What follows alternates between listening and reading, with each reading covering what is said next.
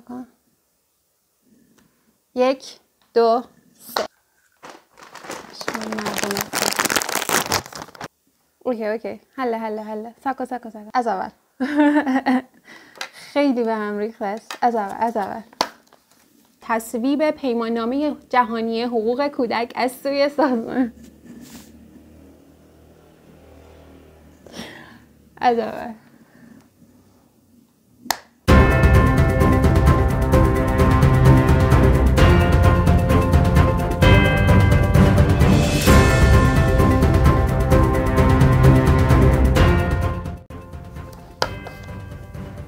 سرخط خبرها.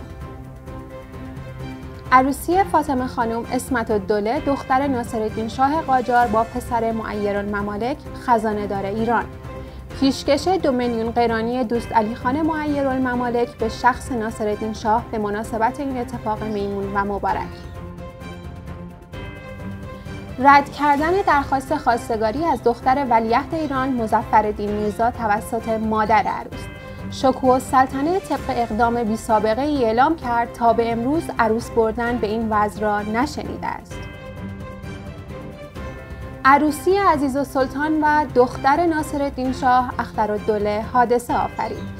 بسیاری از مردمان تهران حتی بعد از برپا کردن کرسی در جای میدان بهارستان برای تماشای این مراسم دچار زکام و ذات‌الریه شدند.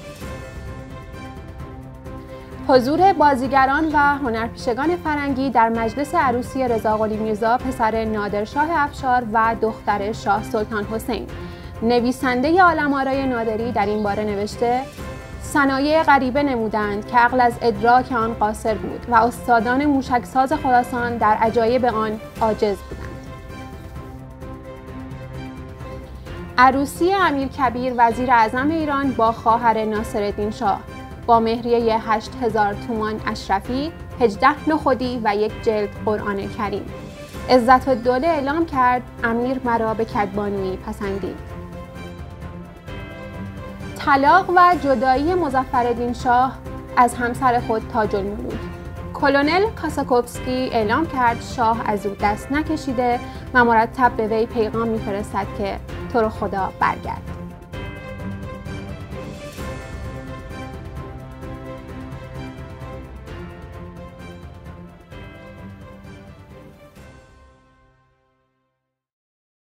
به نام خدا سلام عرض می کنم حضور شما بینندگان عزیز و ارجمند و روز جهانی کودک و تصویب پیماننامه صلح جهانی حقوق کودک از سوی سازمان ملل رو خدمت شما عزیزان تبریک و تهنیت می گویم. عروسی فاطمه خانم عصمت‌الدوله 9 ساله با پسر معیرالممالک خزانه‌دار ایران. معیرالممالک طبق اقدام بی‌سابقه‌ای ثروت خودش رو در چشم مردم تهران فرو کرد. وی میوه‌های باغ 300,000 هکتاری خود را در ازای نقل برای میهمانان عروسی داده، تمام مسیر قصر تا خانه داماد را با شال کشمیری و قالی‌های ارزشمند ایرانی فرش کرده و از فیل برای بردن عروس از کاخ گلستان تا خانه داماد استفاده کردند. سردر بازار تهران به علت کوتاهی برای عبور فیل خراب شد. جهاز برون و نقل و انتقال جهیزیه عصمت‌الدوله به مدت 10 روز طول کشید. ناصرالدین شاه اعلام کرد پدر دوماد این چنین دیگر گیرم نمی آید. عروسی قمرالدوله دختر ولیعهد ایران مظفرالدین میرزا با خواهرزاده ناصرالدین شاه یعنی حسین انیلخان معتمدالملک یحیاییان پسر ملکزاده عزت‌الدوله خواهر تنی ناصرالدین شاه. پس از اینکه وزیر عدلیه ایران یا همان پدر داماد به مشیرالدوله ملقب شد، دختر مظفرالدین میرزا ولیعهد ایران را برای پسر خود خواستگاری کرد. گزارش اعتمادالسلطنه را در این باره میشنویم. پنجشنبه 10 شعبان سال 1306 قمری. از وقایع تازه این که 3 روز قبل عزت‌الدوله یعنی همون خواهر شاه و مادر داماد 5000 تومان اشرفی و چند طاقه شال زیر بغل آدمش گذاشته اندرون رفته بود خدمت شکوه‌السلطنه که قمرالدوله دختر ولیعهد را بی صدا عقد کنند و امشب عروس را بیاورند. حالا این حرکتش اونقدر هم بی‌دلیل نبوده، چون عروس و دوماد از طفولیت شیرین خورده هم بودند.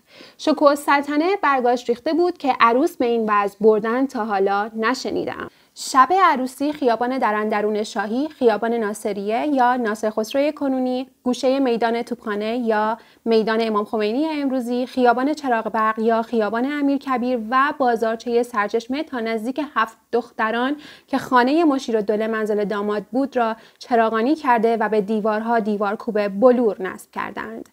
بشنویم گزارش عبدالله مصطفی را در این باره. هر روز مشیرالدوله صبح به مجلس جوانها که رفقای داماد بودند می آمد و چندین کیسه قرانهای نو هم همراه خود می آورد و بین مهمانها تقسیم می کرد تا برای قمار تفریحی که احیانا در این مجالس اتفاق می افتد مایه دست داشته باشند.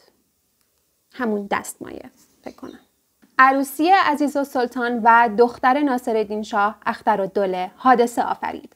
به علت برودت هوا و نشست برف در معابر و وزش باد شدید، مردم در جای جای میدان بهارستان کرسی گذاشته و به تماشای این عروسی نشستند. با این حال بسیاری از مردم در نتیجه زکام و ذات‌الریه جان خود را در راه تماشای این عروسی از دست دادند. حضور بازیگران و هنرپیشگان فرنگی در مجلس عروسی رضاقلی میرزا پسر نادرشاه افشار با دختر شاه سلطان حسین صفوی. نویسنده عالم آرای نادری این گونه نقل می‌کند: آتشبازان فرنگ به طور و آداب فرنگ درخت نار و لیمو و نارنج و ترنج ساخته به مجلس می آوردند و حرکت می دادند.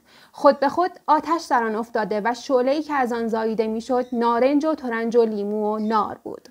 10 نفر آدم از مقوا ساخته به میان مجلس حاضر نمودند که بدون تکلف از دهن و دماغ آنها آتش در می آمد و رقاصی زیاد می نمودند، چنان که چشم مجلسیان خیره گردید. نویسنده عالم آرای نادری این گونه ادامه می دهد: صنایع غریبه نمودند که عقل از ادراک آن قاصر بود و استادان موشکساز خراسان در عجایب آن عاجز بودند.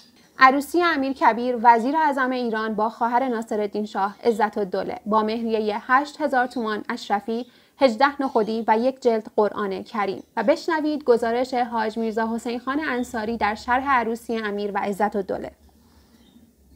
عزتالدوله گوید شبی مرا با شکوه سلطنتی به خانه امیر بردند و در 13 سالگی نور از ماه 14 می رو بودم تا نیمه شب امیر به اندرون نیامد و شاهزاده خانم‌های حرم شاهی چون ستارگان به هم ریخته و به جذب و دفع یکدیگر آمیخته و شوری از ساز و آواز در انداختند که خواجه آواز ورود امیر را در داد. چنان خاموش شدند که گویی همه مردند و هر یک سر به گوشه‌ای فرو بردند. من ماندم و دایه. امیر به ورود به حجله شام و قلیان خواست و نشست به حکم نوشتن. شام آوردند و خورد و سخنی به من نگفته تنها در بستر خفت و سپیده دم بیرون رفت. یک کلام هم نباید بگوید، یعنی هر که باید خود را به 1000 راه ببرد تا شاید یکی به مذاق ایشان خوش بیاید. من هم به بستر دیگر خفته تا 17 شب بدین منوال گذشت. محفلی ها رفتند، من ماندم و دایه و خانه. برخاستم، جامدان امیر را گشودم، آنچه لباس چرکین بود دادم شستند و دوختنی ها را دوختم. شب 18 که امیر آمد و مرا به کدبانویی دید پسندید و آن شب با من هم بستر شد.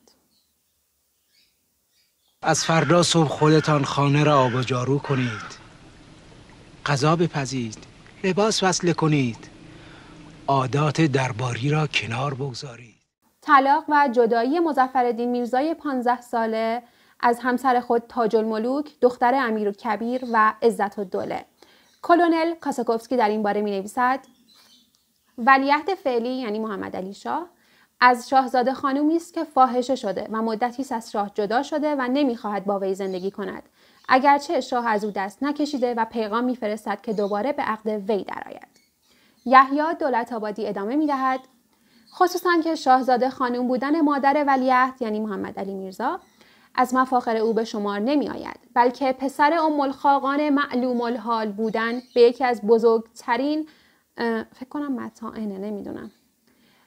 به یکی از بزرگترین مطامع او است، به حدی که دشمنان او به واسطه سوء اخلاق مادرش و بی‌شباهتی خود او در قیافه به خانواده سلطنت او را فرزند حقیقی مظفرالدین شاه نمی‌شمارند. ممنونم که تا انتهای این بخش خبری با ما همراه بودین. شب و روز بر همگیتان خوش.